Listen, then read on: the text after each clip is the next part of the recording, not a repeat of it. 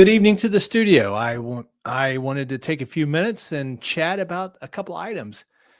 I promised this a couple of days ago, but I kind of feel like I'm behind the eight ball now, given that the Trump crazy train of incompetence has been coming out with his cabinet picks.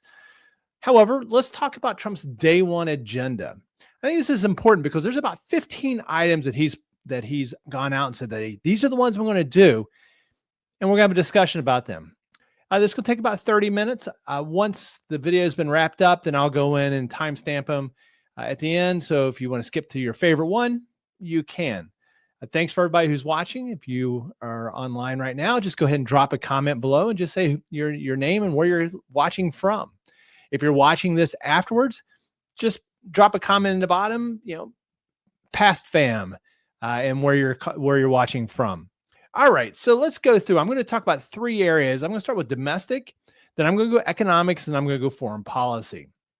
So what is his biggest, I would say domestic policy that he has promised?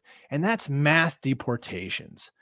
Now, most of us aren't quite sure what he means by that. We kind of have an understanding of what we would think mass deportations are. However, he's said only criminals, but then on the other hand, he says that anybody that's in the United States illegally is a criminal.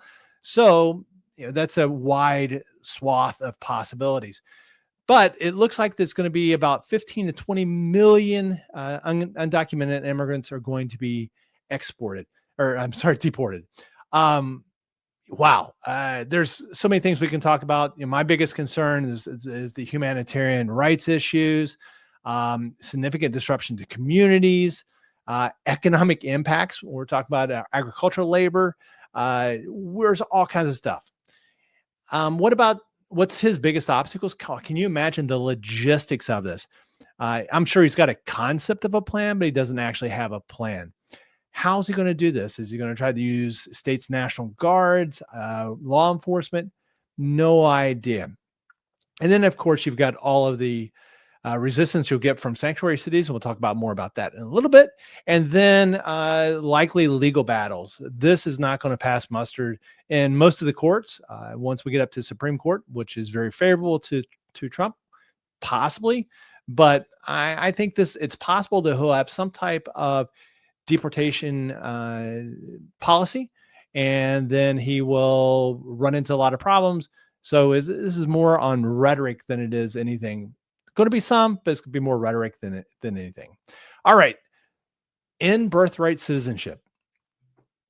So, we've got this whole thing. It's called the 14th Amendment, and it was written back in 1868, and it was basically designed in order to post-slavery to say, look, if you're born in the United States, if you're naturalized in the United States, you are a U.S. citizen with all rights and privileges. From Trump's perspective, there's a couple things. Number one, there's the anchor babies. Those are the undocumented immigrants come to the United States. They have a child, and the child is a U.S. citizen, and so now that family's anchored here. The other one that he talks about is the birth vacations, and this is individuals who come from foreign countries into the United States, and they have a child. And then the child is a U.S. citizen, and then there's the rights and privileges of that. But he says he's going to do it. The legal issues are there. He believes counsel has told him he can do this with executive orders.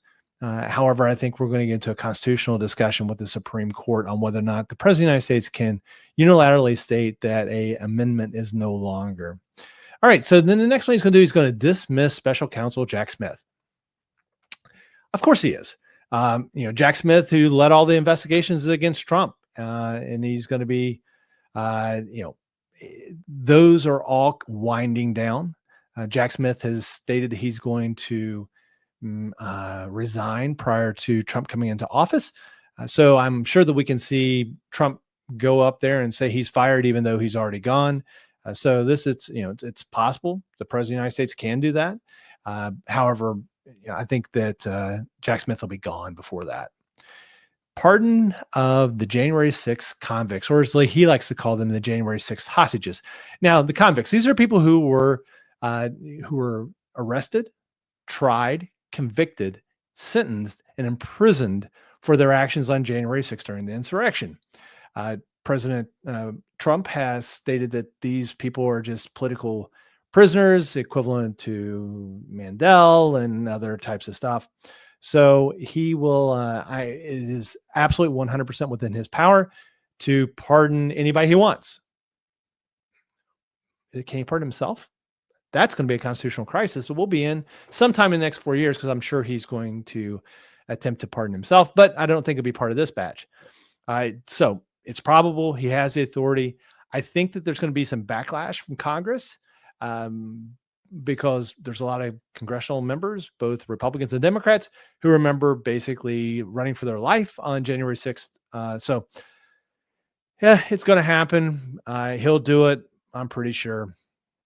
All right. Now, this is kind of the an interesting one. He's going to defund schools that teach he's going to defund schools teaching critical race theory and transgender ideologies.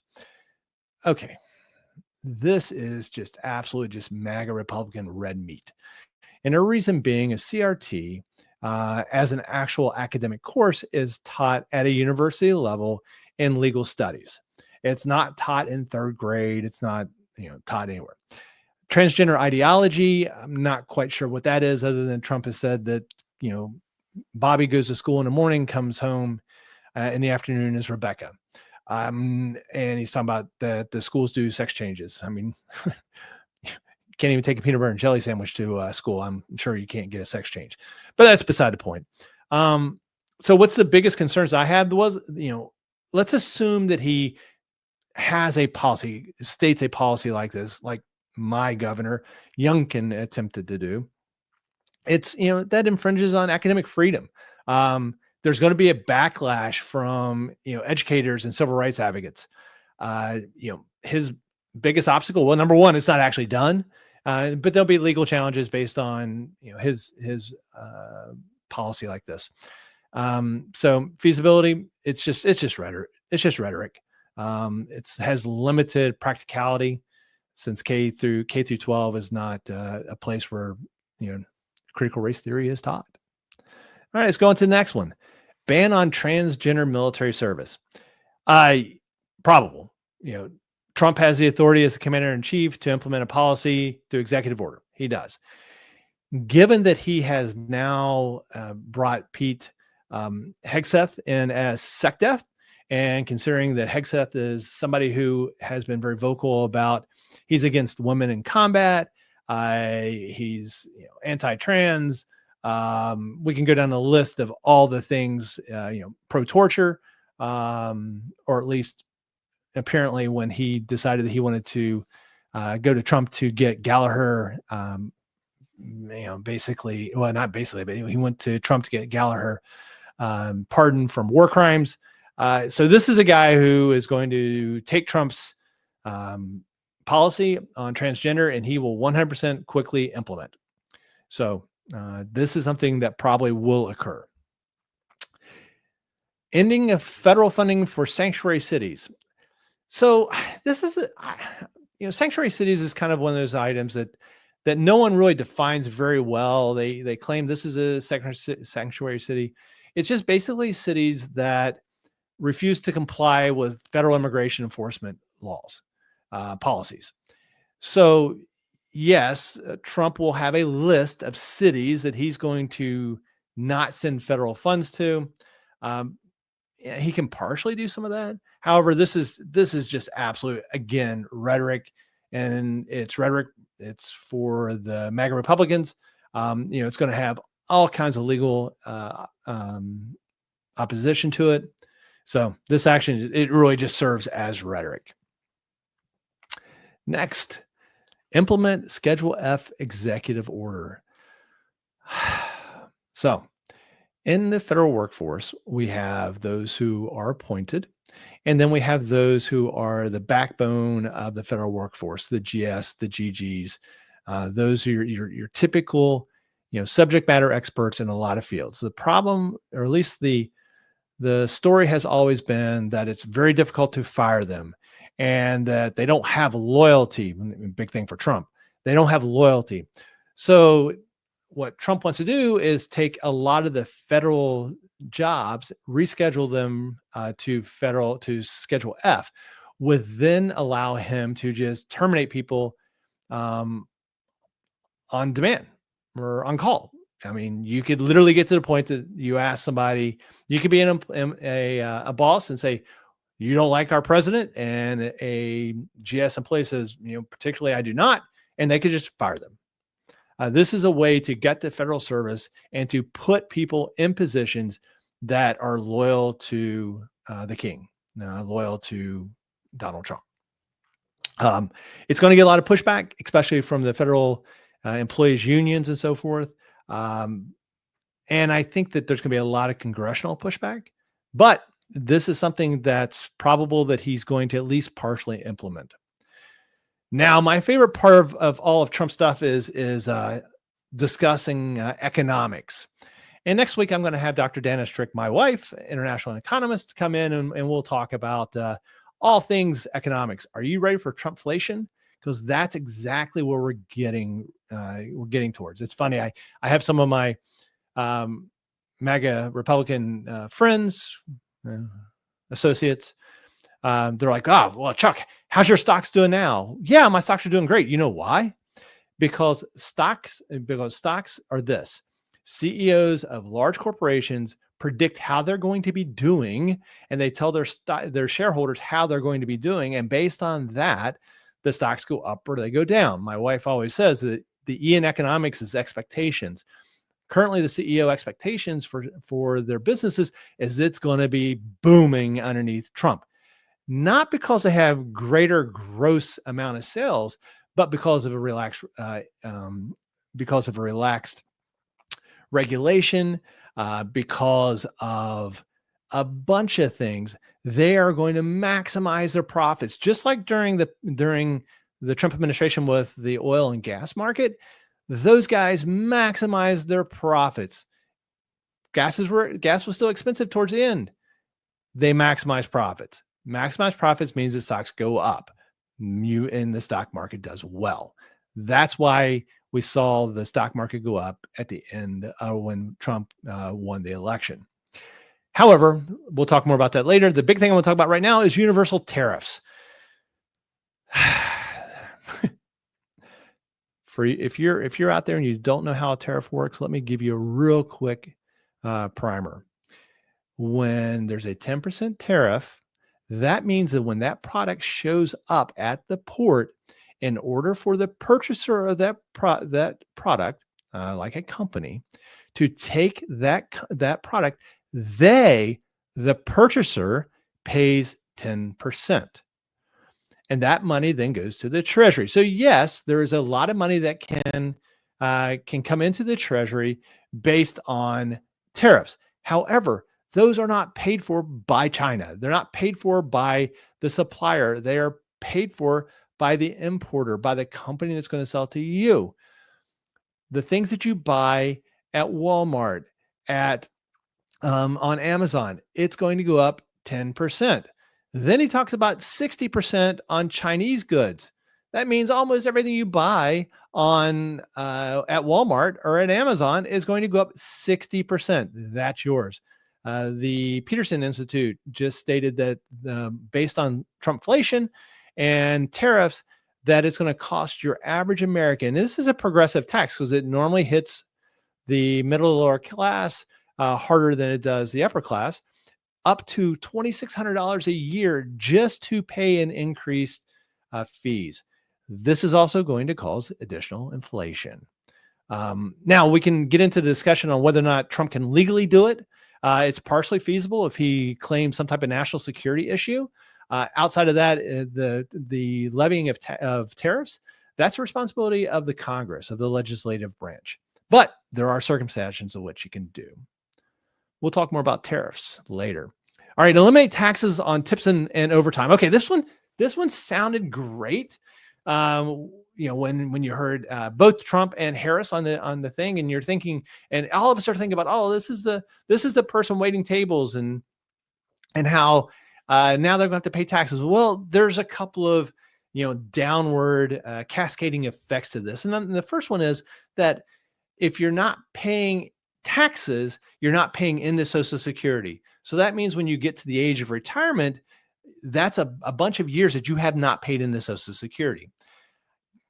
Trump's not thinking about that. What Trump's thinking about is his corporate buddies. Remember the CEOs that are like, hey, business is going to be booming? Well, this is one of those things, because what will happen is they do not have to pay your 7.5% into Social Security. If no taxes are taken out on your wages, they don't pay their 7.5%. So that increases their profits. Also, because there's some taxes on overtime or no tax on overtime, and there's some other items, the way that it's just not taxes. One of the things that might be looped into this is a lot of the wealthy will be able to say that the money that they're getting are taxes, or I'm sorry, are tips and not taxes. So it's going to be interesting. Will this, will this go through? I think it's unlikely, because I think it's going to require some congressional support, and it's just primary rhetoric aimed at kind of I hate using the term working class, because we have the upper class, lower class, middle class, but everybody's starting to use upper class or working class, so that's who it's aimed towards. All right. So what's our next one we're going to talk about? Oops, sorry. All right.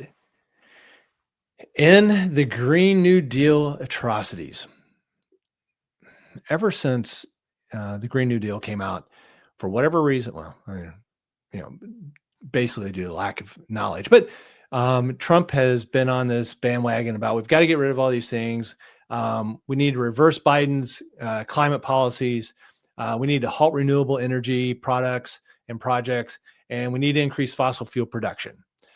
Okay, so and he says that we need to stop the EV mandate. Well, there's no EV mandate, so that was about stupid. However, my biggest concern is that if we get rid of some of the things that are within the Green New Deal, that we're going to have some environmental degradation going on. We have long-term economic impacts from reduced renewable energy investments. So there's going to be a bunch of legal challenges that he'll get, and there'll be some resistance from environmental groups. But he's probably going to do this. It's well within his realm to be able to dictate how climate policies are with executive orders, especially climate policies that were established with executive orders. Then he wants to withdraw from the Paris Climate Agreement. Can he do this? Absolutely. It's very probable. He did it last time. He'll do it again. He'll basically exit the climate agreement. He'll prioritize U.S. domestic energy production and economic interests. That's what he's going to do. My biggest concern is it reduces the U.S. role in global climate action, and it, it's going to have some diplomatic issues, but it's probably going to occur. The next one is kind of an interesting one. He's like he's going to initiate freedom cities. I watched a video, and let's take a look at this. Let's see, what do you think this means? Generations of Americans pursued big dreams and daring projects that once seemed absolutely impossible. They pushed across an unsettled continent and built new cities in the wild frontier. They transformed American life with the interstate highway system. Magnificent it was. And they launched a vast network of satellites into orbit all around the Earth. But today, our country has lost its boldness. Under my leadership, we will get it back in a very big way. If you look at just 3 years ago, what we were doing was unthinkable. How good it was, how great it was for our country. Our objective will be a quantum leap in the American standard of living. That's what will happen. Here are just a few of the ways we can do it. Almost 1/3 of the landmass of the United States is owned by the federal government, with just a very, very small portion of that land, just a fraction, 1/2 of 1%. Would you believe that? We should hold a contest to charter up to 10 new cities and award them to the best proposals for development. In other words, we'll actually build new cities in our country again. These freedom cities will reopen the frontier, reignite American imagination, and give hundreds of thousands of young people and other people, all hardworking families, a new shot at home ownership and, in fact, the American dream. I I still don't know what that meant. Um, so, you said they're going to promote innovation, economic growth, affordable housing. Um, if you know what freedom cities are, yeah, throw it down in the bottom. Let me know if it's a good idea, bad idea. I honestly don't know what he's really talking about. All right, so let's go on to the next. He's going to reinstitute a travel ban. Well, he tried this last time, and it's primarily on countries that have large or significant Muslim populations. And he's going to state national security interests, and he's going to state that we've got to keep these terrorists out. Yeah, it's slightly bigoted, slightly discriminatory, and it's going to cause us some issues. You know, it's going to strain our relationship with a lot of countries in the Middle East, as right now it's a simmering pot ready to explode. You can see what's going on in Gaza and Israel and Iran. So we'll look at that. It's possible. It's probable. He'll probably do it, and he'll face all kinds of legal scrutiny. That'll go back up. It'll be thrown out in the small court, or it'll be small, the lower courts, and then it's going to go to the Supreme Court. And with this Supreme Court, who knows? They might say that the president has the ability to ban somebody to come into the United States because of their religious belief system. I don't know. What do you think? Do you think that's a good idea? Do you think he's going to be able to pull that one off? My favorite, and this is the final one for foreign policy, my favorite is on day one, he is going to negotiate peace in Ukraine and then in Israel and Gaza.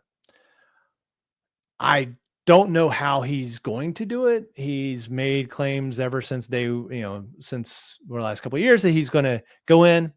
What I find interesting is that Putin didn't even call him and congratulate him on the win. Putin basically stated that the reason why he didn't call is because the United States is going against Russian interests right now. So maybe this is a way that that Trump will go to Zelensky and say, the war's over. Give Russia all the territory that they're currently occupying, because we're not going to give you another penny. I think that's probably what's going to happen, and that'll put Trump and Putin back in happy together. The problem is that Putin will once again take additional land out of a sovereign nation, and this will make our NATO allies, and it'll make the other people in Eastern Europe pretty concerned. So I think it's not probable. It's not possible. It's mostly rhetoric, but it's rhetoric that he threw out to his base. And then when it comes to Israel and Gaza, I don't think Netanyahu is going to listen to Trump at all. Full stop. Netanyahu has to stay engaged. This is the battle he's been wanting for decades. He's got to stay engaged with this, because the second that he's no longer in a leadership position in Israel, it's going to be like a Charles Taylor, and he's going to be tried and convicted for war crimes. So he's pretty much engaged, wants to keep it. We can talk more about Israel and Gaza and that area, but let me know what you think about that one too. All right. Well, that kind of wraps it up for this evening. Thank you so very much for watching. I owe you a video on why I suck so bad at predicting Trump's win. I'm going to have Dr. Dana Strick, my wife, international economist, on next week, and we're going to talk about all things Trumpflation. And then I have a special guest I'm trying to bring in the next 2 weeks, Chris Alexander, a friend of mine, and we're going to talk about cryptocurrency. Since President Trump said he's going to make the United States the cryptocurrency of the world, which none of us know what that means either. And there are some interesting things that go on with crypto and the SEC and that type of stuff. And Chris is going to come in and we're going to talk about crypto. If you can think of any other shows you'd like to see, throw those down in a comment. Again, thank you very much for watching. If you haven't yet, please subscribe. Click the like bell. Help me get this into the algorithm. I enjoy doing this for you all, but a little feedback would help me so much, please.